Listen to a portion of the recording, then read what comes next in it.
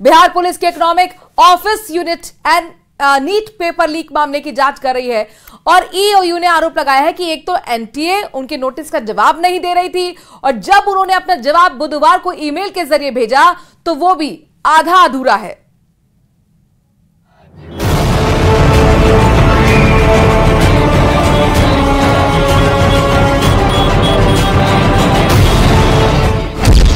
NEET पर कहानी अभी खत्म नहीं हुई है।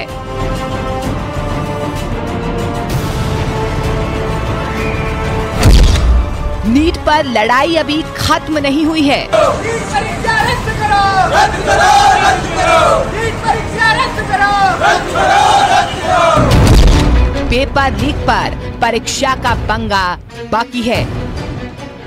सुप्रीम कोर्ट ने ग्रेस मार्क्स को रद्द कर दिया। नीट यूजी 2024 की परीक्षा में जिन 1563 छात्रों को कम समय के एवज में ग्रेस मार्क्स दिए गए थे, उनके लिए दोबारा एग्जाम देने का ऑप्शन दे दिया गया और सुप्रीम कोर्ट के आदेश का पालन करते हुए एनटीए ने इस बाबत नोटिस भी जारी कर दिया है। नोटिस के मुताबिक 5 मई 2024 को जिन छात्रों को लेट से ओएमआर शीट मिली थी और जिसके एवज में उन्हें ग्रेस मार्क्स दिए गए, उन 1563 छात्रों को 23 जून 2024 को परीक्षा देने का मौका दिया गया है। लेकिन बात यहीं खत्म नहीं होती, क्योंकि सवाल अभी भी हैं। आरोप परीक्षा की प्रक्रिया में गड़बड़ी करने, पेपर लीक करने और तो और नतीजों से छेड़छाड़ करने तक का है। एनटीए सरकार के इस पर अपने दावे हैं, लेकिन ये सवाल अब भी बरकरार हैं। और ऐसे ही एक मामले की जांच बिहार में चल रही है। दरअसल बिहार में इकोनॉमिक्स ऑफिस यूनिट यानी कि ईओयू एक मामले की जांच कर रही है। बिहार में व्हाट्सएप पर नीट का पेपर वायरल होने का आरोप है। आरोप ये भी है कि परीक्षा शुरू होने से पहले छात्रों को उत्तर मुहैया करवाया गया था। पटना के शास्त्री नगर थाने में पेपर लीक होने की एफआईआर दर्ज कर दी गई थी। 17 मई को कथित पेपर लीक का ये मामला ईओयू के पास पहुंचा। दावा है कि शुरुआती जांच में पाया गया है कि बिहार में ये पेपर लीक नहीं हुआ, बल्कि हरियाणा और राजस्थान के पास किसी जगह से लीक होने के बाद बिहार के सेंटर्स के पास व्हाट्सएप के जरिए पहुंचा था। और दावा ये भी है कि कुछ चुनिंदा लोगों तक नीट के पेपर को व्हाट्सएप के जरिए पहुंचाया गया, जो बाद में वायरल हो गया।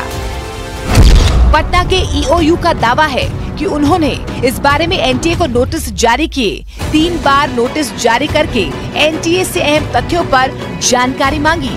दावा है कि एनटीए ने बुधवार की रात ईओयू को ईमेल पर नोटिस का जवाब दिया। पटना ईओयू के मुताबिक एनटीए ने जो जानकारी भेजी है वो आधी अधूरी है। दावा किया गया है कि सिर्फ कुछ छात्रों की ही जानकारी एनटीए ने भेजी है। ईओयू के मुताबिक एनटीए ने कई मूलभूत सवालों के जवाब नहीं दिए हैं। दावा है कि एनटीए ने ऐसे सवालों को नजरअंदाज कर दिया जिससे जांच में मदद मिल सके। दावा है कि वो जवाब नहीं दिए गए जिससे पेपर लीक के मूल स्रोत तक पहुंचा जा सके। दरअसल ईओयू ने एनटीए से पूछा था कि प्रश्न पत्र किस प्रेस में छपे थे, एक प्रेस या ज्यादा प्रेस में छपे थे, किस कंपनी या एजेंसी को प्रेस से अलग अलग राज्यों में पहुंचाने की जिम्मेदारी थी। पूरी प्रक्रिया के बारे में एनटीए के किस स्तर के कितने पदाधिकारियों को जानकारी थी। विशेष रूप से बिहार में प्रश्न पत्र को लाने और इसके अलग अलग जगहों पर मौजूद परीक्षा केंद्रों तक पहुंचाने की जवाबदेही किसे सौंपी गई, ये सारे सवाल पूछे गए थे। हालांकि नीट मामले में सियासी किरदार भी कूद पड़े हैं। कांग्रेस जांच पर सवाल खड़े कर रही है और सरकार गड़बड़ी पाए जाने पर दोषियों के खिलाफ सख्त कार्रवाई की बात कर रही है। जिस एनटीए के नेतृत्व में ये पूरे का पूरा स्कैम हुआ, पेपर लीक हुआ, आप उसी को बोल रहे हो कि आप इंक्वायरी करें, तो ये किस प्रकार का ठोस कदम हुआ? सारे विषय पारदर्शिता, वो जिस तरीके का पारदर्शिता होनी चाहिए उस विषय को सामने लाएंगे। आप चिंता मत करिए, जैसे मैं पहले ही बता चुका हूँ, मैं बच्चों के गार्जियंस को यानी अभिभावकों को ये आश्वस्त करता हूँ कि नाइंसाफी किसी के साथ नहीं। वहीं गुरुवार को केंद्रीय शिक्षा मंत्री धर्मेंद्र प्रधान एनटीए के अधिकारियों से मिलने पहुंचे और उसके बाद उन्होंने साफ किया कि विपक्ष इस पर राजनीति कर रहा है और उन्होंने दावा किया कि पेपर लीक के कोई भी प्रमाण नहीं मिले हैं। पेपर लीक की हमारे पास कोई जानकारी नहीं है। मैंने उस रीट पिटीशन को अनुध्यान कराया, कोई भी एक भी जगह पे प्रमाण नहीं है। एक एलिगेशन पेपर लीक हुआ है, कहाँ है प्रमाण हुआ है? एक दो चीजों की न्यूज आइटम पे अगर प्रमाण आधारित होता है तब कोर्ट उसको विचार करेगी, सरकार अपना पक्ष रखेगी, वो कोर्ट में 8 जुलाई को चर्चा भी होगी। मसला 23 लाख से ज्यादा छात्रों के भविष्य का है। ग्रेस मार्क्स रद्द होने से अगर कुछ छात्रों में खुशी है कि इससे कम कट ऑफ नीचे आएगा, तो वहीं उन छात्रों में नाराजगी है जिन्हें ग्रेस मार्क्स मिले थे और अब उन्हें फिर से परीक्षा देने के लिए कहा जा रहा है। और इधर नीट अभ्यर्थियों ने केंद्रीय शिक्षा मंत्री से मुलाकात की है। मुलाकात के बाद अभ्यर्थियों ने बताया कि केंद्रीय शिक्षा मंत्री की तरफ से उन्हें कार्रवाई का आश्वासन मिला है। छात्रों ने कहा कि शिक्षा मंत्री ने उनकी बातों को गौर से सुना और आश्वासन दिया कि जो भी दोषी होंगे उनके खिलाफ कड़ी कार्रवाई की जाएगी। तो वहीं शिक्षा मंत्री धर्मेंद्र प्रधान का कहना है कि छात्रों के भविष्य के साथ खिलवाड़ नहीं होने देंगे। ये सरकार की प्राथमिकता है कि छात्रों का हित हो। चाहे मैं उनको बुलाया, उनकी पेरेंट्स भी आए थे, उनको भी मिला, मैंने उनके पक्ष को भी सुना और मैं उनको आश्वस्त किया। सरकार प्रतिबद्ध है, सारे विद्यार्थियों के मन में ये निश्चित होनी चाहिए कि पारदर्शी प्रक्रिया अपनाई जाएगी। 24 लाख विद्यार्थी एप्लीकेंट थे, 23,33,000 विद्यार्थी परीक्षा दिए हैं। ये स्वाभाविक जिनके मन में जो शंका आती है, कुछ विषय ध्यान में आई थी, 6 सेंटर की कुछ गड़बड़ियां ध्यान में थी, ग्रेस मार्क उनको समय कम मिलने के अभाव में जो एक फॉर्मूला को यूज करते हुए। बीजेपी के राष्ट्रीय महासचिव और जम्मू कश्मीर के लद्दाख के प्रभारी तरुण चुग ने फारूक अब्दुल्ला पर निशाना साधा है। तरुण चुग ने कहा कि फारूक अब्दुल्ला ने ऐसे समय में पाकिस्तान के साथ बातचीत का सुझाव दिया है जब पाकिस्तान जम्मू कश्मीर में आतंकी भेज रहा है। ये खास रिपोर्ट देखिए।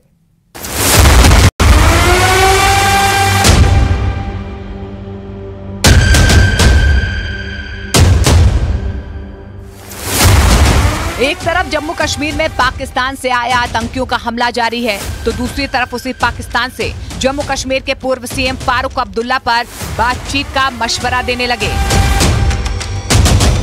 आतंकवाद की समस्या खत्म करने के लिए फारूक अब्दुल्ला ने पाकिस्तान से बातचीत की सलाह दी और यही बात बीजेपी के राष्ट्रीय महासचिव तरुण चुग को नागवार गुजरी। तरुण चुग ने न्यूज 18 इंडिया से खास बातचीत में फारूक अब्दुल्ला पर जमकर निशाना साधा। उन्होंने कहा कि फारूक अब्दुल्ला को पाकिस्तान के पीआरओ की तरह व्यवहार करना बंद कर देना चाहिए।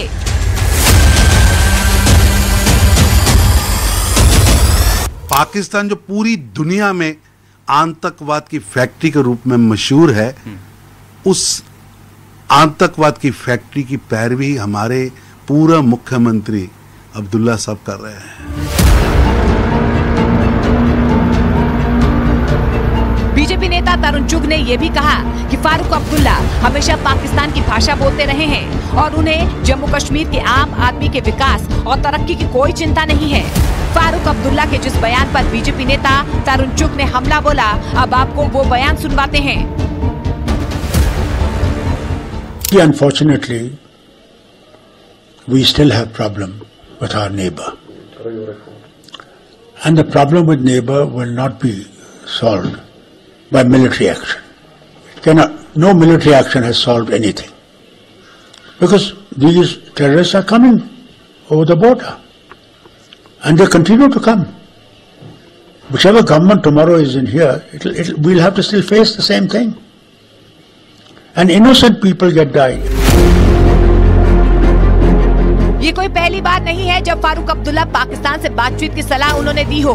इससे पहले वो कई बार ऐसे बयान दे चुके हैं और उनके इन बयानों पर बीजेपी हमेशा पलटवार करती है, क्योंकि मोदी सरकार का ये मानना है कि आतंकवाद और बातचीत एक साथ नहीं हो सकती।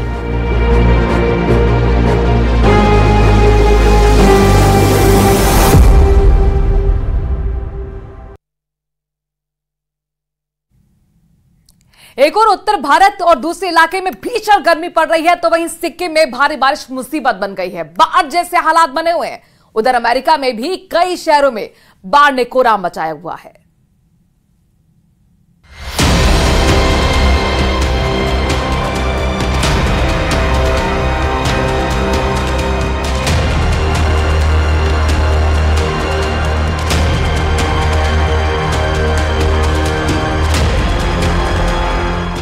सिक्किम भारी बारिश की मार झेल रहा है। कई जगहों पर भूस्खलन होने से मुसीबत बढ़ गई है। कई रास्तों का संपर्क आपस में टूट गया है। भारी बारिश के बाद कई इलाकों में जमीन खिसकने से तबाही मच गई। सिक्किम के मंगन इलाके में सबसे ज्यादा बर्बादी हुई। बारिश आफत लेकर आई। एक जगह पर तो पुल बहता हुआ दिखाई दिया। लोग खड़े खड़े अपनी आंखों के सामने बर्बादी की तस्वीर देखते रहे। पुल का एक हिस्सा बारिश की वजह से बह गया। जमीन खिसकने की घटना मंगन के अलावा दूसरे कई इलाकों में भी हुई। कई जगहों पर सड़कें बह गई, जिसमें सैलानी भी फंस गए। तीस्ता नदी में पानी का लेवल बढ़ने से आसपास के घर ताश के पत्तों की तरह ढह गए। कई घर यहाँ तक कि गाड़ियाँ भी तबाह हो गई। तीस्ता नदी का पानी बढ़ने से नदी के किनारे बने कई मकान उसकी चपेट में आ गए। पानी ने कई घरों को अपनी आगोश में ले लिया।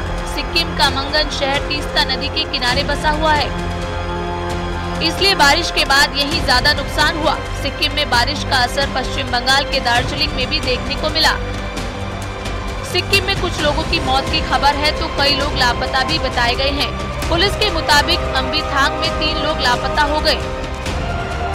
पक्षेप में एक शव मिला, तो वहीं 2 लोग लापता हैं। इसी तरह गेथांग में 3 घर क्षतिग्रस्त हो गए। भारी बारिश की वजह से तीस्ता नदी का पानी खतरे के निशान से ऊपर बह रहा है। तीस्ता नदी के पास रहने वाले लोगों को सुरक्षित स्थान पर जाने के लिए कहा गया है। एसडीआरएफ की टीम को राहत और बचाव के लिए लगाया गया है।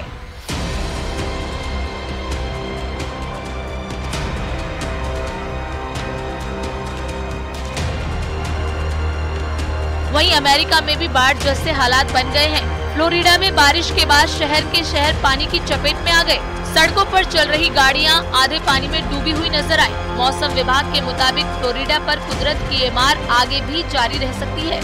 अगले 3 दिन फ्लोरिडा में भारी बारिश का अनुमान लगाया गया है। इस वक्त अमेरिका में T20 वर्ल्ड कप चल रहा है और आज से फ्लोरिडा में भी मैच होने हैं, लेकिन बारिश की वजह से 3 मैचों पर खतरा मंडराने लगा है। कल भारत और कनाडा का मैच भी फ्लोरिडा में ही होना है, लेकिन बारिश खेल खराब कर सकती है। इस तरह के मौसम की शुरुआत को हरिकेन सीजन कहा जाता है। मौसम वैज्ञानिकों के मुताबिक इस तरह का फ्लैश फ्लड जलवायु परिवर्तन का नतीजा है और फ्लोरिडा में ऐसी बाढ़ लोगों ने पहले नहीं देखी।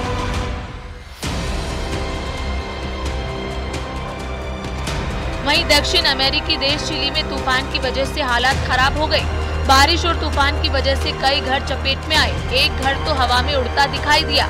पहाड़ी पर बना घर ताश के पत्तों की तरह ढह गया। बारिश की वजह से कई शहरों में बाढ़ आ गई। सड़कों पर पानी घुटनों तक भरा हुआ है। सड़कें तो पूरी तरह गायब हो गई हैं। कई घर पानी में डूबे हुए हैं।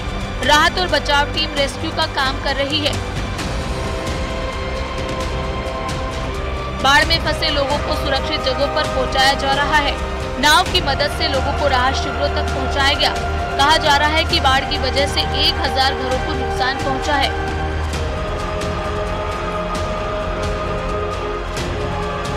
चिली की राजधानी सेंटियागो समेत दूसरे इलाकों में भारी बारिश की चेतावनी जारी की गई है। Bureau report, news 18।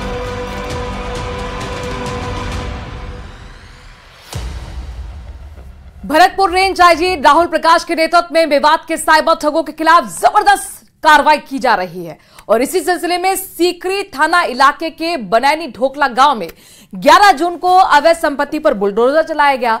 पुलिस की कार्रवाई से साइबर अपराधियों में खौफ देखा जा रहा है। ये खास रिपोर्ट देखिए, लेकिन इसमें साथ ही आपको बता दें कि कांग्रेस प्रशासन की कार्रवाई का विरोध कर रही है। आखिरकार विरोध की वजह क्या है, जाने इस रिपोर्ट के जरिए।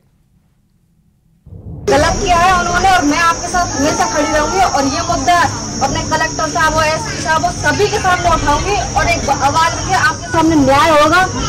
और 1-2 दिन पहले कल ही बात करूंगी। अभी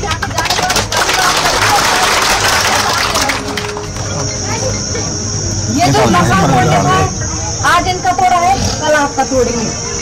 इस बात समझ रखा, आज इनका तोड़ा है, कल आपका। तो आपको एक झुकना रहना है। मैं आपके साथ हमेशा ऐसे खड़ी हूँ, जैसे मुझे आप कभी भी याद करोगे, हमेशा आपके साथ खड़ी रहूंगी। और कल ही 2-3 दिन में न्याय हो। और सामने अपार जनसमूह हो तो मंच पर खड़े लोगों का उत्साह बढ़ ही जाता है, लाजमी भी है। ऐसे ही लोगों के लिए शायद अदम गोंडवी कह गए हैं। एक जनसेवक को दुनिया में अदम क्या चाहिए, 4-6 चमचे रहें, माइक रहे, माला रहे। जनता के साथ नेता को खड़ा रहना चाहिए, लेकिन नेता को यह भी देख लेना चाहिए कि जिसके साथ वो खड़ा होने का दावा कर रहा है वो लोग, देश और समाज के लिए खतरा तो नहीं।